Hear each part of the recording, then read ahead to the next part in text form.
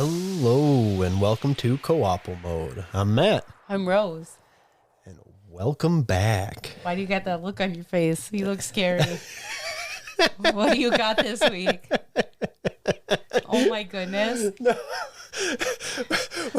You look so devious. So ready to just be frightened every time. Oh, guess what's coming? Guess what's coming? It's coming. I wasn't even trying to scare you this time. Like, I'm not. I am being a good boy, okay? I am a good boy. I never said you weren't. But even good boys are naughty sometimes. Clip that, and we're gonna all move bad on. sometimes. So, you probably have no idea. Nope. Because I don't think I played this one around you at all. So, we're going to be playing a little game called Iron Brigade. And it is just recently came on the Game Pass, though I have owned this game for quite some time. And I thought, like, it's funny. I think it was a month ago, a bunch of games came onto Game Pass. Uh-huh. And a couple of them were games I was planning to make you play. And I think I ended up making you play Zelda. Serendipitous. And I'm like, whoa. I'm like, okay, well, I guess sign. Xbox is telling me to make you play these games. Iron Brigade I have no idea what that is. I know you don't. But I think if you see it, you'll probably recognize it. Okay. But it is developed by Double Fine Productions, who you should recognize as the makers of Brutal Legend, Oh, okay. Psychonauts, and Costume Quest. Cool. Yeah, Tim Schafer over there.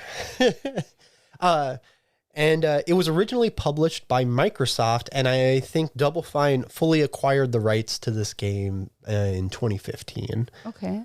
It was originally an Xbox Live arcade game because it came out in 2011. So basically at the beginning of like the digital era of downloading games. Yeah, I remember the arcade now. Yep. So you were able to download like these little fun games. What was it? Like Geometry Wars was like the first big one. Do you remember that one? A lot of fun, right? So this was one of those games that came out early on in kind of the digital age, and it's still survived this long. You can play it on the Xbox Series X now, you know? And it did come out for Windows in 2012, August 2012. So you can basically play it on Xbox or Windows. Like, that's the only place you're going to find this. So it's a smaller game, basically? Yeah, like, there is quite a bit to this game, but it isn't like, it's not one of them big, full AAA games. It's not like a big game, like Brutal Legend is a big game. You know what I mean? It has a Metacritic score of 82, which is pretty darn good for just an Xbox Live arcade game. It's really an interesting game, and I think Double Fine is really good at making interesting worlds. They're kind of fun to think about. Yeah. This one takes place kind of post World War I. It's an alternate World War I world where this broadcast went out, and a lot of people died, but there's two people that ended up becoming almost super intelligent. And one of them is like the main leader that you follow, Frank Woodruff Sr. He lost his use of his legs in his war, so he uses intelligence to make like these robotic legs so all these veterans can walk around. And the other guy was Vladimir Farnsworth, and he was like, I'm going to bring the world to the people instead. You don't need to go out to the world. He made these things called the monovision. Like, basically, they look like old tube TVs that would, like, walk in kind of, like, tentacly. And, but at some point, he kind of went a little crazy, and he's deciding to try to spread this broadcast even further. And so Frank has to make these big machines called trenches, and it's basically like a big robot with guns that you run around and you shoot all these tube TVs that are trying to spread the broadcast. Crazy world, right? Yeah, that sounds real wild. And it's all kind of like set in this like kind of old like 40s 50s advertising of like do you remember the beginning of the movie Up, that movie, the old like newsreels? Yeah, it's very much like that. Like that's the file, like adventure is now, like it. That's like how the people talk. It's all like this like kind of over the top. Continental accent. Yeah. And it's kind of fun that like... Back when we all spoke English. Yeah, not all the slang before we turned into this mouth mess. So it is actually, this game is kind of a hybrid third-person shooter and a tower defense game at the same time. Yeah. It's hard to...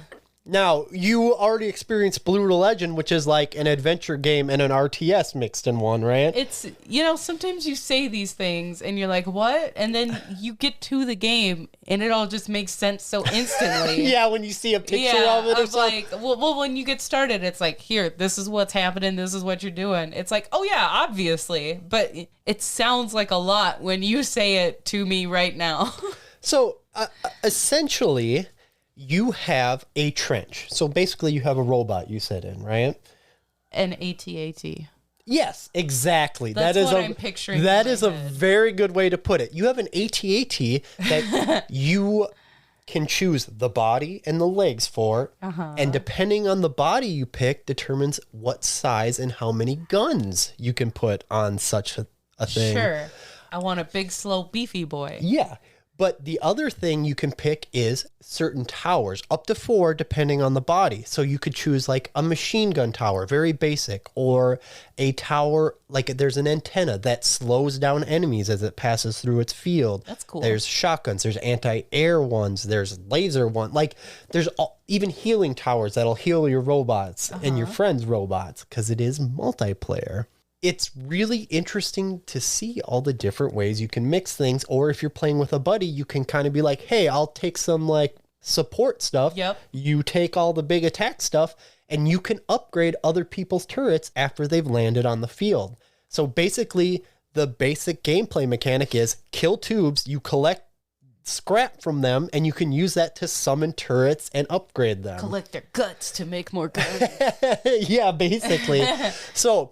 and every time you do a level, you'll find boxes, like loot boxes that'll like, hey, you got a new gun from this level, or you got new leg parts. So like there's some legs that let you dash across the map. There's ones that will let you lock down and then you're like a really fast, effective turret. Your reload on all your guns is super fast. Like, so it's really nice in how like, hey, how do you like to play the game? Like you experiment with different guns and you're like, you know what? I kind of like these things. I just want to do like 6 machine guns and I just want to be a wave of just barrage of bullets. And you can do that.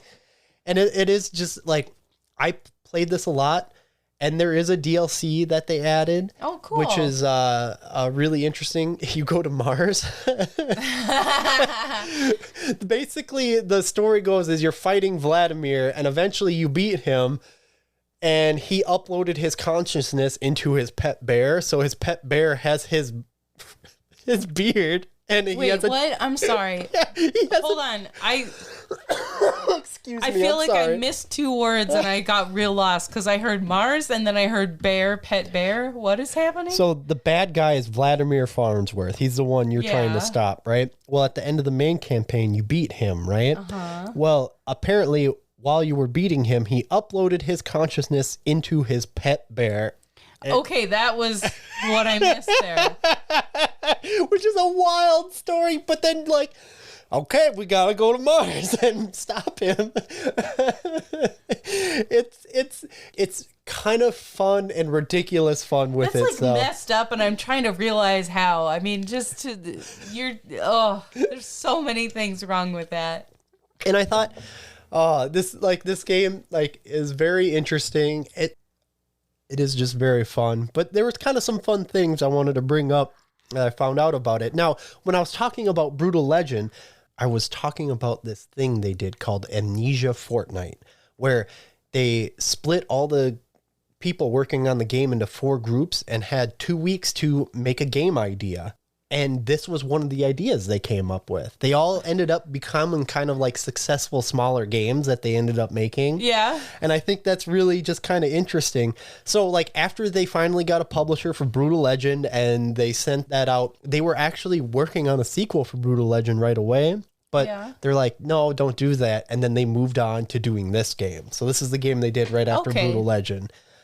Now, when this game was originally released, it was actually titled Trenched. Okay, that makes sense. Yeah, right, that makes sense. But so when they released it, they had trouble releasing it over in Europe because there was already a copyright on the name Trench. There was a board game called Trench, and they were planning to make a video game. Oh. And so because of that, they're like, you got to change the name. We already got the copyright, like, you know. And it's like, okay, I get that. That's why it could be confusing. So they actually, okay, well, we'll call it Iron Brigade. And then they changed the name over here to Iron Brigade. So, which is still a good name. Yeah, it's still a good name. And they actually like, okay, you know, because we're changing the name and like we had kind of this delay in like updates and stuff, they added some free stuff like a boss rush mode and like some new weapons and stuff. Like, so they're like, hey, you know, you bought Trench, you're getting Iron Brigade, here's some free stuff. You know, no big deal. Just please play this. Just please play our game. It's really, really, really fun.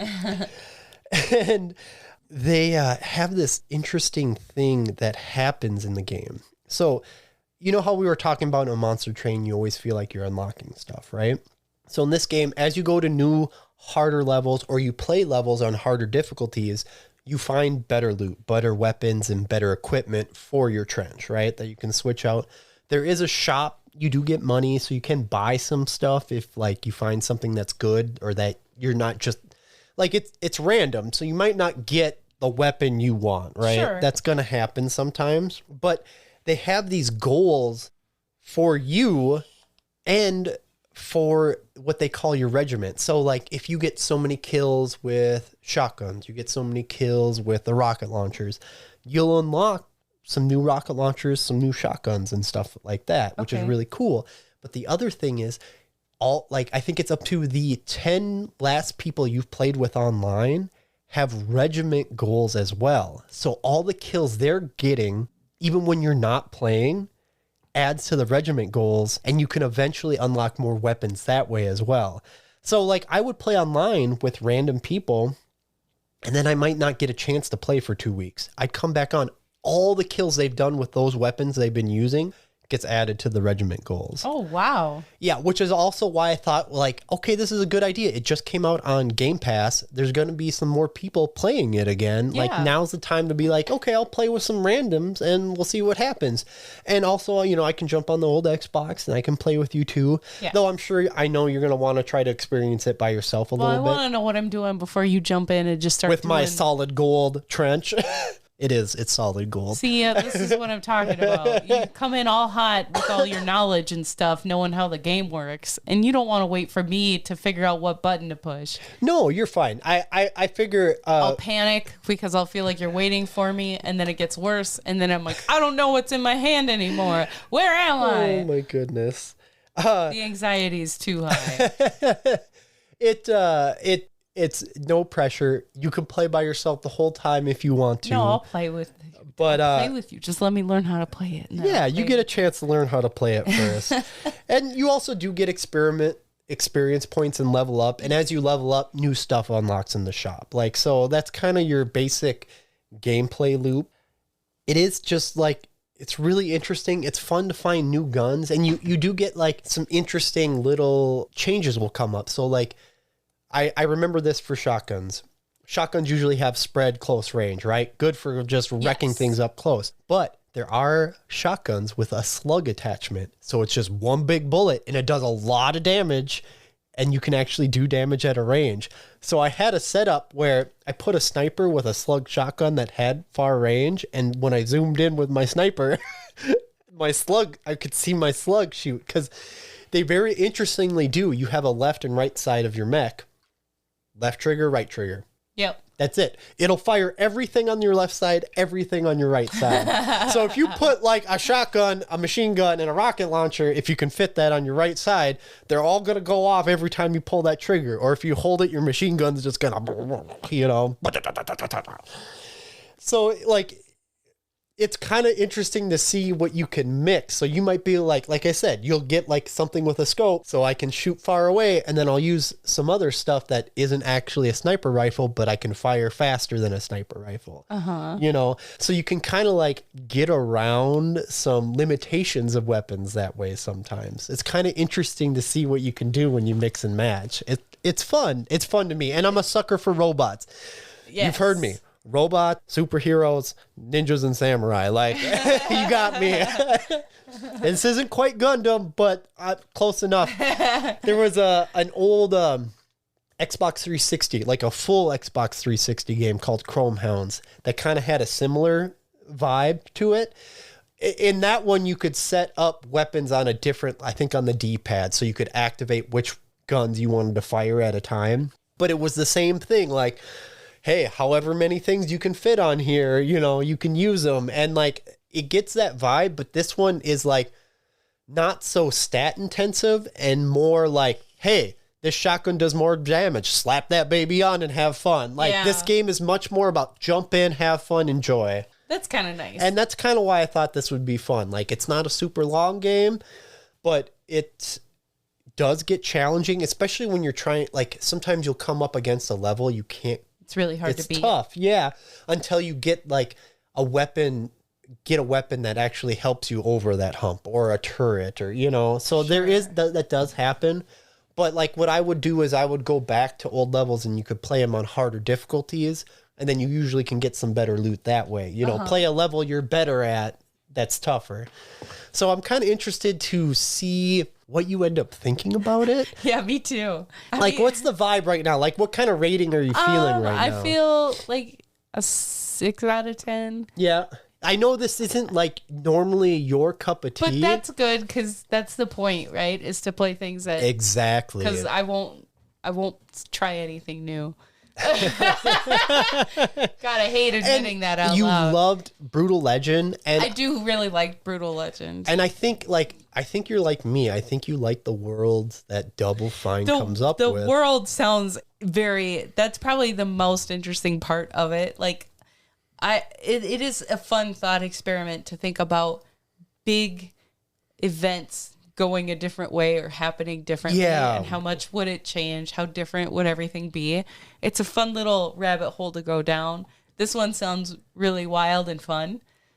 Yeah. It'll be interesting to see what the gameplay is like. I'll either really like it or really not like it. Yeah, I think I'm so I do think I feel like I always say that. I'm like, I'm either gonna love it or hate it, but it's really true. I mean, it's pretty rare that I come out in the middle on anything, I guess. Yeah, I think some things hit and some things don't hit. I have a tendency to have a lot more middle ground when it comes to video games. Yeah, I feel like you live in middle ground land. Yeah. You're just like, everything's a 7 to me. We go into movies and I'm much more like, I can enjoy, like, I'm much broader. Well, no, I'm the same way for movies. It's the same way. Yeah, right. Never mind. I'm like, no, I saw that once 10 years ago. I don't need to watch it again. And I'll be like, I'll watch it again. I enjoyed it the first time. I enjoyed it the 10th time. I'll watch it again. It's a lot of fun. And, oh, man, it just kind of makes me want to, like, try more Double Fine games with you. I know you've seen me and Joe play Costume Quest, and that's a cute little RPG. Yeah. You know, they have that, and I think Psychonauts will be the next one when I get to. I think it sounds fun as a multiplayer game.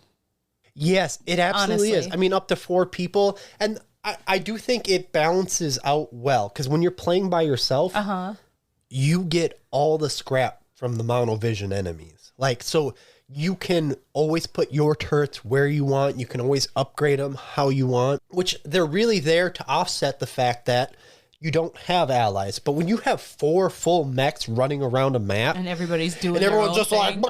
like you don't even really need the turrets, and you probably are only going to be able to build one and fully upgrade one when there's 4 people. It's hard to get enough scrap to make all, especially the really good stuff, because like the cheap stuff, easy, right? But it's not going to be as effective. But when you start getting into the high rank stuff and you need like 100 scrap just to throw down the dang turret, you're like,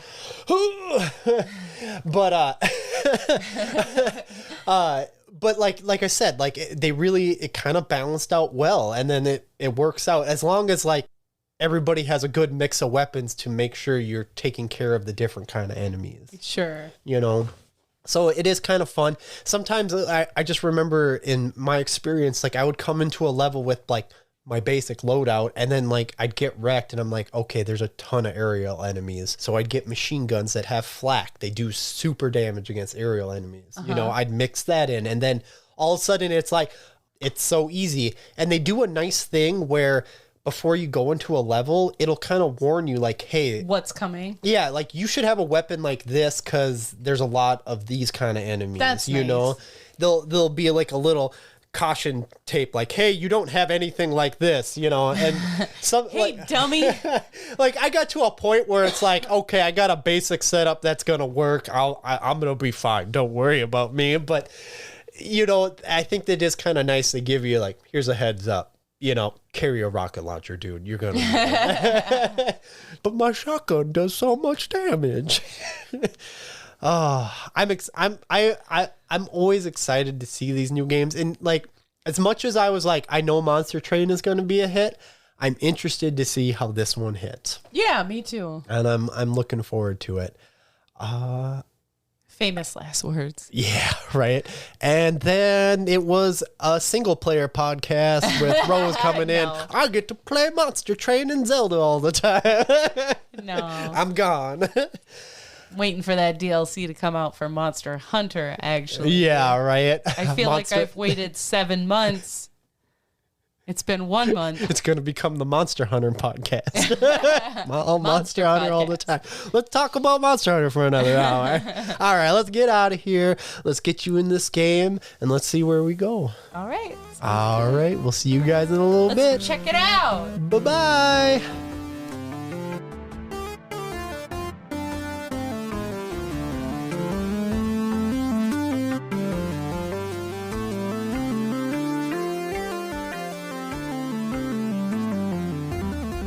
Hello and welcome back from the trenches of war. In the trenches is what they call the big robot machines. Yeah, and shooting our own personal trench. Literally shooting TVs, pretty much.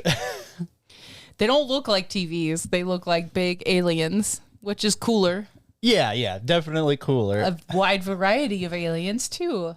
Can I say? Mm-hmm. I think the thing that resembles TVs the most is probably the Tommies. Yeah, it's always in the mouths of the creatures. You'll see like a bunch of different tube TVs. Sure. You know, or the Blitzers I think are like kind of covered with some. Yeah. They look like big alien dogs that are glowing red. Gunning for you. Glowing red with death. Because Blitzers aren't going to go for the base. They're coming right for you. And they blow up when you shoot them. That's pretty cool. Yeah, that's always satisfying. I think they do damage to creatures that are close to them when they blow up. Yeah, when so they're beneficial. When there's enough of them close together, you can cause a little chain reaction. I like that. There's a lot of things I liked about this game. Yeah, let's hear some opinions. Well, first of all, the biggest thing on my mind playing this was, okay, Double Fine, hats off to you. Mm-hmm. You make everything a little bit funny, and I love it. Like, it's serious but funny at the same time. There was moments when it would make me laugh out loud. Yeah, definitely does that. The first one was, I did the first run and defeated the tube TVs. And then you always get a little cutscene of your guy in his robotic trench. Yeah. And they are random. But the first cutscene I got was my favorite, where he's standing in there, puts a cigar in his mouth, shoots his pistol at it to light it, and smokes it, and just stares dead straight ahead blankly. Like there's not a thought going across his brain at all. But it was perfect. Even the villain in this game, Farnsworth, yep, is hilarious. I love it. He's so over the top and ridiculous, but it's so good. You know what I mean? I think that's what's fun about it, because in an interesting way, and I said this in the first half, how like I feel like Double Fine makes these very interesting worlds, and you got this like, it's like they had this basic premise, they built it out, and if you took it seriously, like it's frighteningly serious and scary, but like they just tweaked the characters to a point, like almost anime like, where even though there might be some serious stuff happening, you can have jokes, you can have amusing things happening, and they'll do it straight faced. You'll be laughing, they won't be, but it's funny. You know what I mean? That makes it even better. Right? You know, like that's what adds the humor in it, is that they are straight faced. When Farnsworth is like, take my exploding balls. And it's like, fear my tiny balls. Yes. Of course I'm laughing. But he's very serious about it. So one of the boss enemies you get is called Big Bertha. Yes. And she actually like continues to spawn these little dangerous like exploding balls. And so Farnsworth is like, behold the miracle of life. And then like right afterwards, your main guy that's leading you is like, disgusting. Like, and I laughed out loud. It's like, yeah, the miracle of life, disgusting, immediately. And like, it's out of context in a way, but not in the same way. So it's just like the ridiculousness of it sometimes. The vibe of the game is just top notch, right? It's really about just having fun with it. It is. It felt like a very fun game to play. It's not too serious, but it's serious enough. There's enough to do. I thought it was well done in a lot of areas. Now, I do like tower defense games in general. Yeah. That's probably not everybody's cup of tea, but I thought this was a very fun one. What's the name of the other one that you have had me play? Oh, tower defense. Didn't we do a Final Fantasy one back in the day? Is that what it was? Where you summon little guys on like a path? Because usually they'll be... I did play that with you. Yep. There's another one that you had me play, and you had like little magicians, and then you'd set up different types of defenses. Oh my gosh, it was on mobile. Oh my gosh. Oh, I really loved that. I can see the style. Play it a lot. Our son really likes it a lot. Oh my gosh. Hold on 1 second. All right, we're back. I was wrong. I was guessing the wrong one. She recognized that, but that wasn't the one she was talking about. She was actually talking about Dungeon Defenders. We played Dungeon Defenders quite a lot. Yep. And that one was really fun. Actually, I can really see how that vibe can kind of mix with Iron Brigade, because also in Dungeon Defenders, you actually play a character that moves around in a 3D map. Yes. And then you set the towers up wherever you need them, at choke points and whatnot. And Iron Brigade works like you have your implements. Emplacements. Yeah, they call it emplacements. For you have support ones, you have light machine guns, you can have sniper ones, all these different things, and then the heavy ones. Yeah, like mortars and mines. So depending on the chassis that you pick for your trench determines what emplacements you can summon. So it did. It gave me Dungeon Defender vibes, and I actually really enjoyed that game playing it with you. We played the hell out of that. We played so much of the first Dungeon Defenders. So I enjoyed Iron Brigade a lot. Like it is. I like the challenge of, depending on the chassis that you have, you can only summon certain implements, and you can get different chassis, but you never get everything that you want all at once. No. You can have an engineering chassis, right? So for like a quick rundown on this. I can do this. There's 3 different types of chassis. There's an assault, a standard, and an engineering. Now, assault is if you want to be the big, bad, tough guy, you usually have 3 slots on each side of your trench to put shoot. Guns. So you can just load this bad boy up. You're just doing damage. You're a little slower, but you have more health. Like, it's all about being the damage dealer yourself. You're the beefcake. The standard is kind of the in-between. You usually get 2 to 3 emplacements instead of just 1 or 2, and you can move a little faster, but you usually only have maybe 3 on one side, 1 on the other, or 2 on each side. Right. It's a lot more evenly balanced. But then you get into engineering, you have 4 emplacement You're slots. You're all about emplacements. Yep. And and you 1 slot on each side. Yeah, of guns. which is so. I when we were playing together, I was like, I want to try the engineering, because the engineering chassis actually make emplacements cheaper, right? Yes. Which is nice, but I never felt like for me personally, it was worth it for me, but maybe I just like, I had played Assault for so long that I got so good at that. Yeah, and you wanted to try a different way to play. Yeah, so I just wasn't quite able to get there. I think if I went back to the beginning and tried to like, hey, what do I need? Because like I was bringing in some overpowered emplacements. Yes. But they cost so much at that point. And in that point in the game, we're not getting that much scrap to build emplacement. So I think I kind of screwed myself. I should balance that out for what I'm going for. So depending on what kind of way you want to play, you have those 3 choices, which I think is awesome because everybody like likes you to do said, you wanted to try a different play style this time around when you were playing with me. So that makes you have more playability in the game right away. And there is a huge variety of stuff that you can get.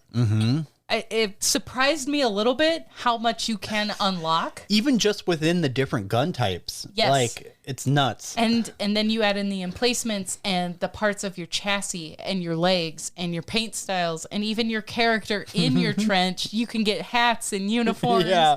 I put a little sailor hat on my guy. But I love the little blurbs because every item that you can buy, equip on your character, equip on your trench, always has a little blurb, you know, info that they talk about it. And the sailor hat's like, hey, when the whole army like combined into one thing, we had a bunch of these sailor hats we didn't need anymore. So why don't you do your like duty and buy one or something like that? We don't got any use for them. There's pockets of humor all over in this game. Everywhere. And just seeing that and knowing when this game came out, it was like, you are so lined up with Jack Black's humor to make Brutal Legend that just seemed like the perfect and most right thing you could possibly do. And I'm here saying again, I vote for Brutal Legends 2. Please Double Fine. I know. I would love that. In my research for this game, this came out after Brutal Legend. And they were starting work on a Brutal Legend 2. But they got told, we don't want to do that. And so that's when they started making all these like extra games that they had during like their game jam. And this was one of them. One of an immensely popular Xbox Live Arcade game, right? And it's like, okay, I get why Brutal Legend was canceled all that time ago. Please, let's bring it back. Let's do a current gen Brutal Legend. Like you guys, like... They did so good with Psychonauts 2, improving that, and they're so good at the story world building that I think they could make a really interesting game. You know, they really are, because even in this, it's pretty quick and fast-paced, but there's still quite a big story in this. Kind of behind everything, and they give you enough of it that you see that there's a lot of deeper things going on, but they're not wasting time on it. It's like I said about Brutal Legends, there's lore and you can find it and you can watch it and listen to it if you want, but you don't have to. No. Like they're very good at keeping it fast, easy, enjoyable. Like they are the pros at it, in my opinion. You know what I mean? Yeah. Like this is pure enjoyment playing this game to me. I would say this about Double Fine. They make interesting things. Yeah. 100%. And this is my only, I don't want to sound negative, but like sometimes the gameplay doesn't get all the way there occasionally, but it's always an interesting world and interesting mechanics. And I think they always like build, like they like to try new things. And because of that, it's always interesting. There's always something to hold you there. Like this game's really fun. Is it like a perfect game? No, but like it's a blast when you're playing with somebody. I don't know. I thought the gameplay all went really smoothly. We only had one problem when we were playing together. All of a sudden you fell out of my lobby for some reason and we couldn't get you back in.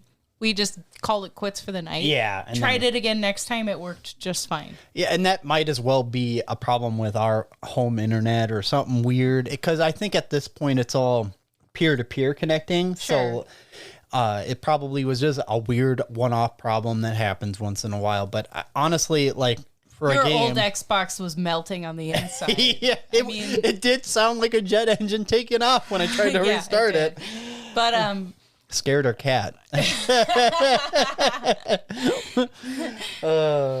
So let's go talk about the weapons, like the different kind of weapons, right? The basic split up is machine guns, shotguns, grenade launchers, artillery, and then the broadcasters, which is like a kind of wave signal thing. To slow down enemies. Yep. I think, and snipers. Snipers, yep. So what weapons were you enjoying? So you start out with like machine guns, assault weapons, and me being me, I tend to gravitate towards that. Yes, I want to shoot lots of bullets really fast. Yeah. I got to a point where to get a better weapon, a weapon that does more damage, I needed to use a sniper rifle. And I tried that on one side while having machine guns on the other side. And I was like, I'll use this until I don't have to anymore. You know what? I actually really fucking like that. Yep. That actually worked out pretty perfectly.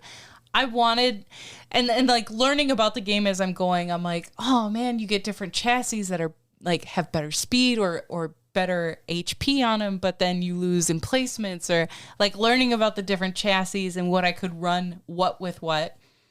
I wanted something that I could do a little bit of everything with. Yeah. So like always useful, right? I don't, on your chassis, you can only have so many support implements, depending on what you unlock or what you buy. I wanted to have some of those support implements available, at least one slot, because I saw right away that those could be really, really helpful. Oh, for sure. And there's a lot of different support implements. You can have the radar scanner that slows them down. Yeah, so there's a broadcaster emplacement that's what it's that, called. like, as you upgrade, it has a whole area around it. So anytime the tubes, which is what they call the enemies, always come through, and then they slow down. So, like, basically you create like a hardcore choke point. And the only thing that puts those broadcasters in trouble is the special tubes that take out your emplacements, which is always frustrating. The tiny explosive balls. Oh, they take those. They take them out. Then there's the the radio bursters. Yes. They're like, they kind of look like a salamander with a mortar cannon on their tail that glows bright blue and shoots blue energy, like a wraith from Halo. That's what it looks like. Shoots blue energy balls. The creativeness of the monsters was a good surprise for me. There's they always look something really new. fucking cool. I know. Even the snipers, like, they shoot a big laser out their face hole. Like, I mean, when you described this game to me, I didn't expect something that looked so badass to come out and attack me. Yeah. I'm not gonna lie, but when I saw it, I was like, "Oh, this is for real. Yeah, this is a real game. It's not. We're not dicking around here." Like, and I love it. There's a lot of different types of enemies, and depending on what you're using affects it. There's sniper enemies where it benefits you to have a sniper rifle on you. So that was one reason why I wanted to keep at least one side with some snipers, because you weren't running any. No, I was not. And then I could take those guys out. I loved playing this game with you. I think this is a fun game to play with people, more so than by yourself. For sure. Like, I started out alone, like I always do, because I want to get a feel. But pretty quickly, I was like, I want to play this with you. Yeah. I mean, wasn't I? Yeah, pretty quick. It's one of those games where the more of your friends that are playing with you, the more fun you're going to have. Or even if I just jumped online and got a rando, it would be more fun. If you can work together well and you're running different types of things, you're going to do a phenomenal job taking these guys out. And I think it's up to 4 people can be in a match. And I used to do that. I would just run with randos, and it's just pure insanity. And when you have that many people, even though you might not have very many emplacements, you always got people running around trying to take things out. Upgrading emplacements. Yep.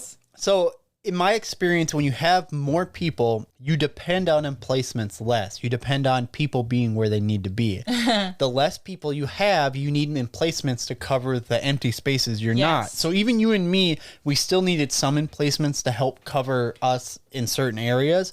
But like certain maps, like you and me, like we probably could have got by without them. I thought about that after I started playing with you, about if I was trying to do this level on my own, I would need so many more emplacements in so many other spots. I did so much of the main game on my own at first that I really was dependent on my emplacements. So I think I was running a standard chassis for the most, because like I need to be able to do enough damage, and I need to have enough emplacements to cover me. Yeah. So I think I had one that had like 1 light turret, 1 explosive turret, 1 support turret, 2 spots on each side. Like that usually was like, I can get by and I can help out where I need to help out. And I could see how that could still be kind of rough at times. Yeah, it got pretty insane. I think it got to a point in the end game of the main game where I was like, I'm just having trouble getting past this point. Uh-huh. And part of that might be like, okay, maybe I'm not a high enough level. Maybe I haven't there's always loot drops at the end of every boss you beat and at the end of every level. And it's like, maybe I just haven't gotten a good gun because there's some really good ones. Mm-hmm. And I was like, I'm just going to try playing with some randos. And like, I kept doing that and I just burned through the end of the game and leveled up and got some really good stuff. Like I even have some equipment that I technically can't equip right now because I played a level probably slightly higher than where I'm at, but with people I could do it. Yeah. And it's just like pure insanity and fun. And then it comes back to that nice thing, that regiment thing I was talking about. Like every kill you get with a weapon levels up your personal mission kills with that weapon. You unlock better weapons for that. Like you just get some. And the regiment has its own get so many kills, like I said before. And so like all of a sudden, like I joined some randos that were playing hardcore, and like I come back one day and I go from like level 1, maxed out all my regiment on machine guns, on shotgun, like holy moly, and I just loaded up on smashing A through these tallies. Yeah, you have no idea. And you're like, you need to look at those. I'm like, it's just telling me my numbers. It's fine. I don't need to look at it. You're like, but you need to. But it was funny. I still defend myself. I don't really need to look at them. They're going to add up. It's fine. You're still going to get the stuff. Yeah, it's You fine. just don't know if it's because of the level or because your regiment. It doesn't matter what it's from. What matters is that I'm getting there. What matters is that I'm getting there. Fair enough. Oh, my goodness. I thought the maps were pretty cool. You go to different places all over the world. Yep. It's not a huge thing, right? It's a tower defense game. You're concentrated in an area. But I gotta say, compared to Dungeon Defenders feels like as you level up, it slowly gets more difficult. Mm-hmm. This one feels a lot more complex right off the bat. Pretty quickly, you're getting some pain in the ass map areas that you gotta defend. Yeah. You know what I mean? Dungeon Defenders is a little nicer about it, I feel like. I think we played a lot of that. Sorry. And this one, it kind of throws you to the wolves a little sooner. I think it's this difference. I think Dungeon Defenders depends more on your turret placement, on your tower placement. I feel like Dungeon Defenders, that's what it's all about. That's very important on like, okay, I got to put blockades here. I got to upgrade it and then set turrets behind it to defend it. Like you can get to a point in Dungeon Defenders where you never need to make an attack with your main character, right? Yeah. And I mean, obviously you can help, but like I think there's even awards for like, you never made an attack. It was all towers. Iron Brigade, on the other hand, is very much more a little bit of both. So in that case, you need to depend on yourself and your turrets a little bit. And so it makes it a little harder. So they give you, like I said, these maps that are like, it's a pain in the ass to find turrets to defend all these spots and get enough scrap and like protect where you need to be. The way it's laid out, like the openings where the enemies can come from, it's not easy. No. It's just not easy. What was the one we did towards... There was an opening that we didn't even see. Yeah, it was... I don't even think it was the opening we didn't see. We didn't know there was a pathway from it. Like halfway through this map, it changes from protecting your ship to protecting this big-ass cannon they put over there, which is fine. But the problem is, I thought all the enemies would still be like coming through the normal channels. Well, there was a whole area they could go to, and all of a sudden I'm like, why are we losing health? How are the enemies there? We turn around, walk away, look down, and run my ass across the map. There's a row of Tommies just shooting at us. I was so irritated because it's like, oh my gosh, we lost, like, you know, all your mission stars is about how good did you defend your base. Yeah, defend your base. And it's like, oh, there's half health gone because I didn't see where the hell I needed to be. I'm an idiot. I was an idiot with you, so it's okay. Yeah, we still won. Like, it wasn't a problem. I don't think they did damage once after that point. But I didn't feel like that was a negative towards this game. I felt like it was a positive. It is more complicated. It's a little more complex. And I'm not down talking Dungeon Defenders, because I think that game is a lot of fun too. Yeah, that was a blast. But it kind of, Iron Brigade keeps you on your toes, and you actually got to work at it. That's what it feels like. You actually have to work at doing well, or you're going to die. You can break down if you get shot at too much. Yep. If you are smart and have a support emplacement that will help you with your breakdown, you'll get up a little faster. Yeah, if you're near a heal turret. If you have a teammate that will heal you, that's the only other option there. Yeah, when you play single player and you break down, I think you jam on the Y button. Oh, to come back? Yeah, okay. So like you're not done if you go down in single player. It's just when there is multiplayer, it's like someone has to come help you. Like that's how it go down till the last time we played, so it took a while. Yeah, that was some intense. You were starting to get into more intense levels at that point. I felt like I didn't have weapons that could do enough attack and damage compared to what we were up against. But again, I was also like, after every mission, I'm looking at it and I'm like, I don't really want to switch these out yet, because I want to keep this all-aroundness that I have. Yep. And depending on what you unlock, you can or can't do that. So instead of like changing my whole setup, I was being stubborn, and I'm like, I'm going to fight through it. Matt's here. Yep. He'll heal me. I'm not going to worry about it. That's where we come to the other thing about the levels. Like you said, most of the time we only played each level one time, right? We did smash through. Yeah. So this game is very much built to go back and like try to get some good weapons from the loot drop. There's some really good rare weapons that can really make a big difference. Gosh, the one level we played, there was 3 different loot drops. Yeah. Because we had 3 big enemies. Yeah, I mean, that's a lot in one round.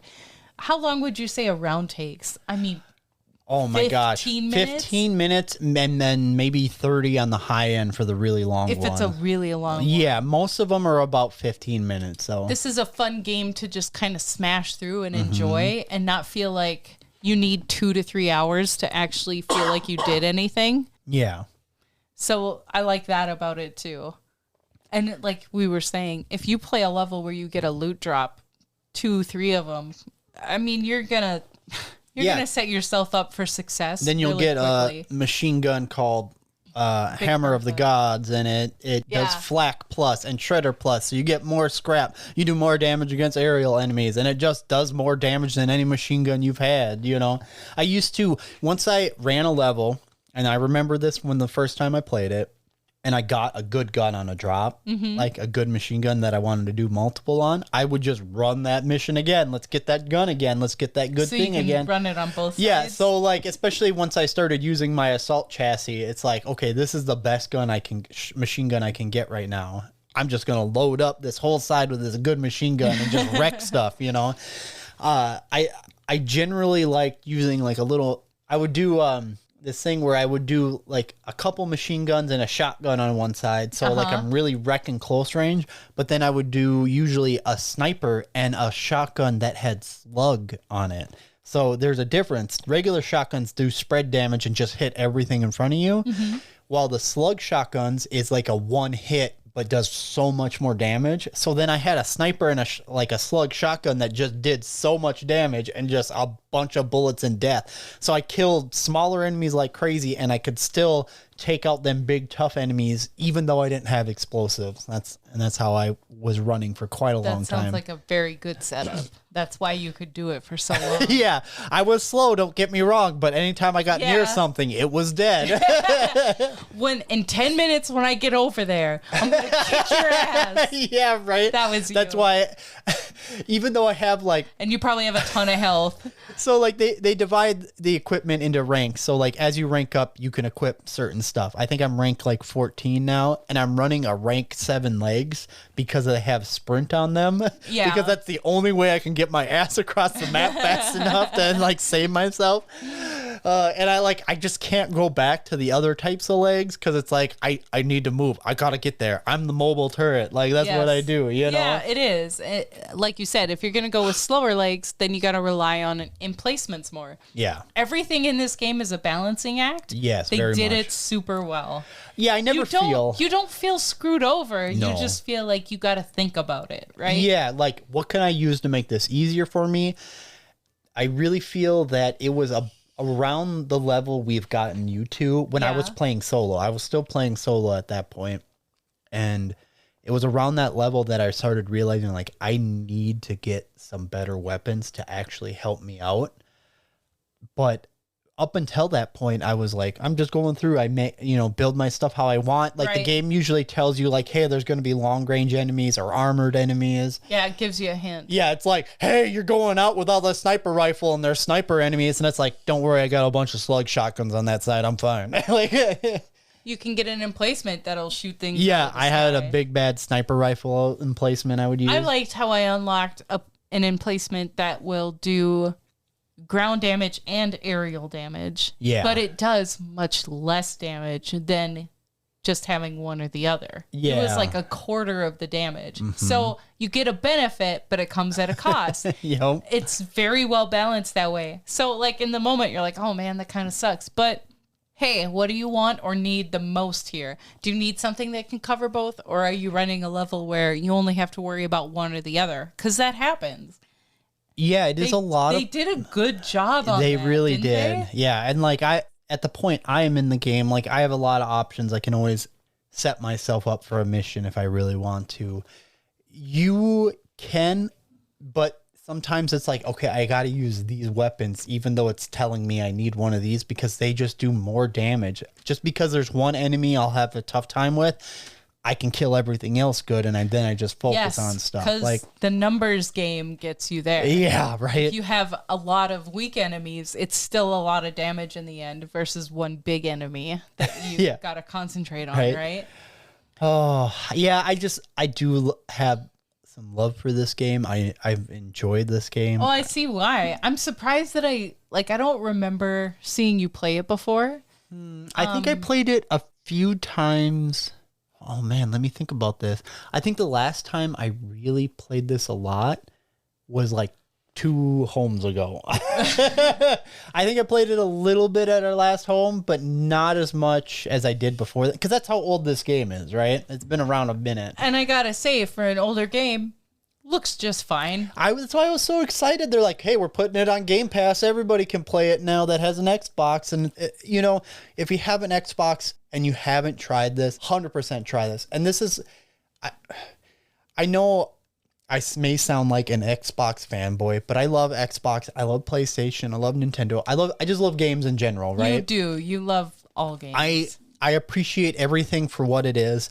I just have to say, for me personally, I don't have unlimited money to buy all the games I want. It's like Rose made fun of me before. Like, hey, when you always buy everything on sale. Hell yeah, I do. I wait it out and I buy it on sale. It has to be a pretty big deal. I think the last time I paid full price for a game was Elden Ring, and that was worth it. Don't get me wrong. I think I paid for it. You paid for it because I wouldn't. Well, I think you would have, but I don't know. You're just trying to be responsible. Yeah, I'm like, hey, I'm an adult. I have adult responsibilities. We're not that broke. It's fine. No, but I just I know this is a big hobby for me, so I try to save money where I can. Yeah, when it's your hobby, you have a lot of wants, right? You gotta pick and choose. For me personally, and I haven't had I don't have a current gen PlayStation yet.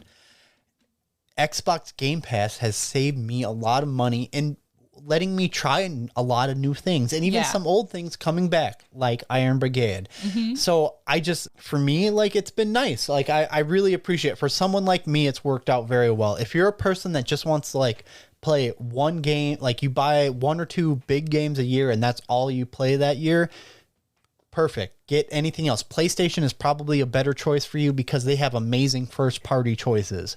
But if you're like me, you like to mix it up, try something new, and like experience a lot of stuff, Xbox Game Pass is where it's at. Like I can't hard lie. To beat. Yeah. I mean, don't get me wrong. Nintendo Switch, I can go and play a bunch of old, Super Nintendo games, even 64 games. They're constantly adding all these old games, which is really cool.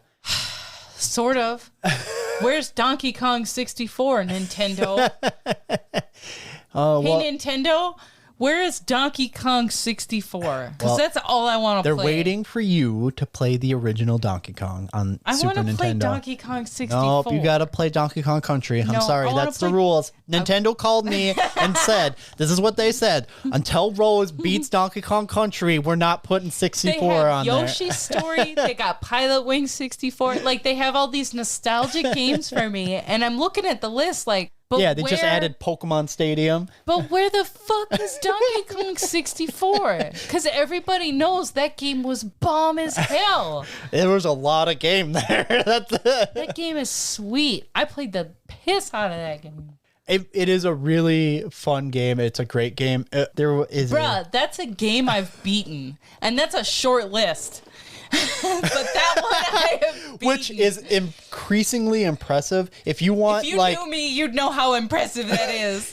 If you want a humorous, all-around idea of what Donkey Kong 64 is, there is a YouTuber called Video Game Donkey that did a video on it. I would hope to God any listener that listens to us knows what Video Game Donkey is. Please go watch Video Game Donkey and check out his Donkey Kong 64 video, and you will know exactly what kind of accomplishment it was that Rose took the time to beat the hell out of that game.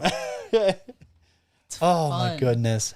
All right. Well, I think we jabbered on. The only other thing I want to say is, oh yeah, go ahead. Once again, no long ass tutorial. No. You pretty much get right in it to win it, and I love that. I love you, Double Fine. There was like one tutorial mission that runs you through step by step. Where you do stuff while you're learning. Perfect. Yeah, yes. The best way to... Chef's kiss. The best tutorial. That's what I love. Thank you. Not too many words. Thank you, Tim Schafer. Reading and video gaming are separate for me.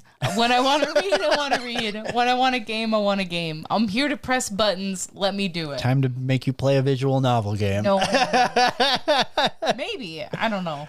I don't know. I think if it's an interesting enough story, you'll be in. And if it's a boring ass story, you're like, what the hell is this crap?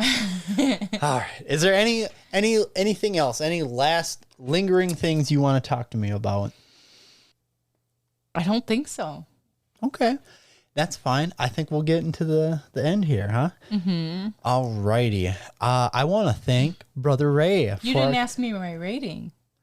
Oh my gosh. I thought that's what you were going to. My goodness. Why do I forget that? I get so excited to talk about video games, I forget to do my important podcast shit. Okay, Rose. Final rating. What's your rating on Iron Brigade? I think this game deserves a 7 out of 10 from me. I really, really like it. I think it looks fine. It runs fine. Yep. There's a lot of replayability there. There's a lot of fun. I gotta say, like I said before, it's fun playing by yourself, but not nearly as much fun as when you're playing with friends. I think that's when it really shines. 100%. Playing with other people is fun. Playing with friends, even more fun. Playing with other people really is the cherry on top of this game. 100%. I think it's a very, very well done tower defense game. It's challenging, but not overly challenging. Mm-hmm. You get a lot of stuff, but you still always want more. Good balance to everything overall.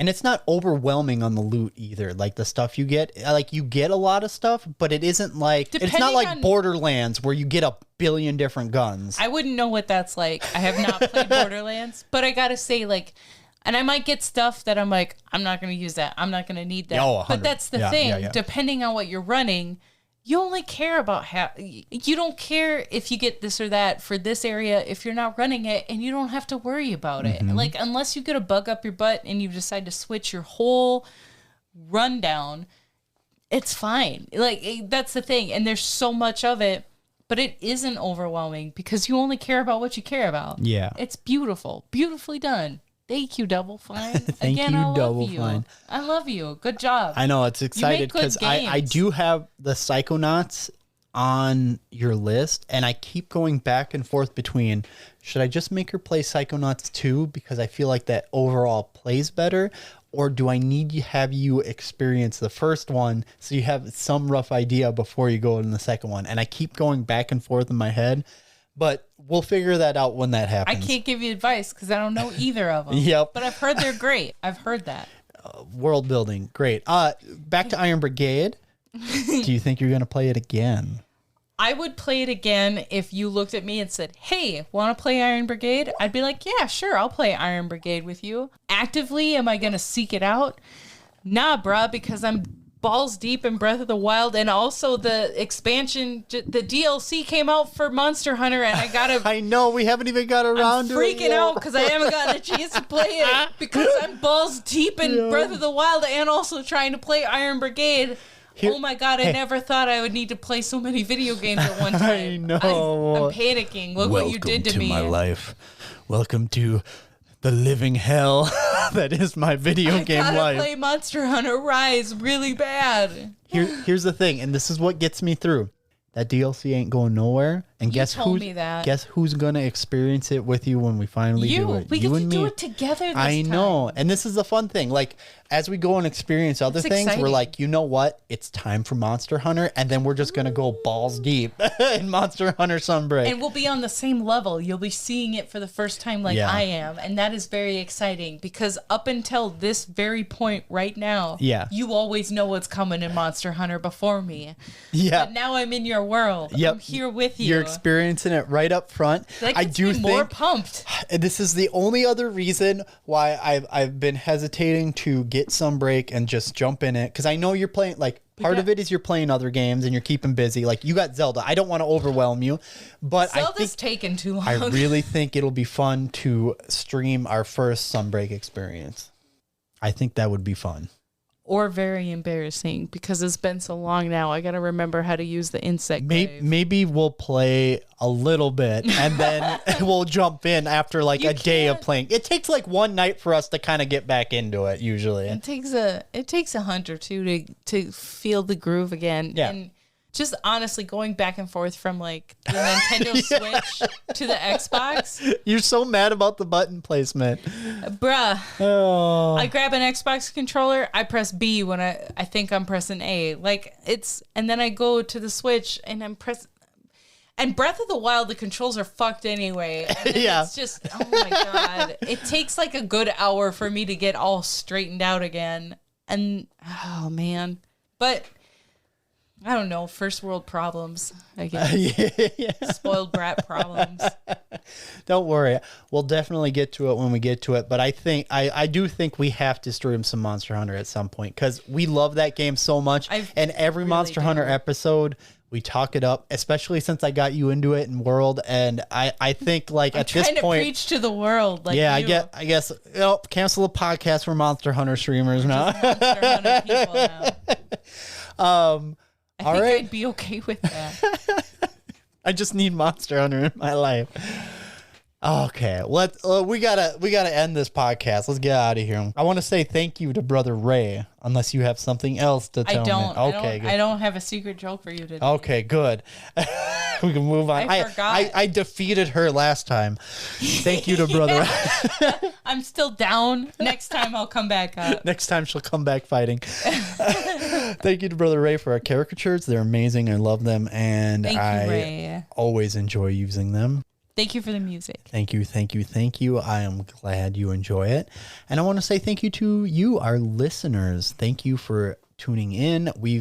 I've had a little explosion. There's been a lot more people listening recently. Which I hope you're all enjoying it. I enjoy doing it. I enjoy the whole process, and just the fact that even a few other people like listening makes me happy. And I got a few regulars that jump into when I do stream, even though the streaming schedule's wildly random, and I apologize for that. Thank you, Thunders. Shout out, Thunders. Shout out to the Thunders and Finwar and Hank. If you've been following me on TikTok or Twitch, I appreciate you guys so much for being the real ones. And please feel free to leave comments. We got YouTube, we got TikTok. My Twitter isn't very active, but TikTok's cooler anyways. And there's a little spot on Spotify. Rate and review on Apple Podcasts. Any of that, we will shout you out. We will take requests.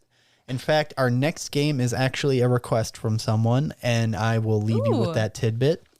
And that's exciting. I am spacing out. It's okay. That's pretty much it. You can leave requests of games that you want to see us play or see me play. If it's a new game, Matt would love to play a new game. 100%. But mostly we just love you for listening, and we hope you enjoy Please it. And give me cool new game ideas. I hope you get something good out of it. All right. Some joy. I get genuine joy out of this for sharing a huge hobby with you, even more than I have in the past, and sharing this with people who like to listen. Yeah, it makes me happy. You've gotten some good results with me. You've forced me to play some things that I turned out to love. So you have tied you down, strapped your eyes open. Enjoy it. You got nothing else. All right, let's get out of here. I am Matt. I'm Rose. This has been Co-ople Mode. I hope you keep gaming with your bestie. Ta-ta!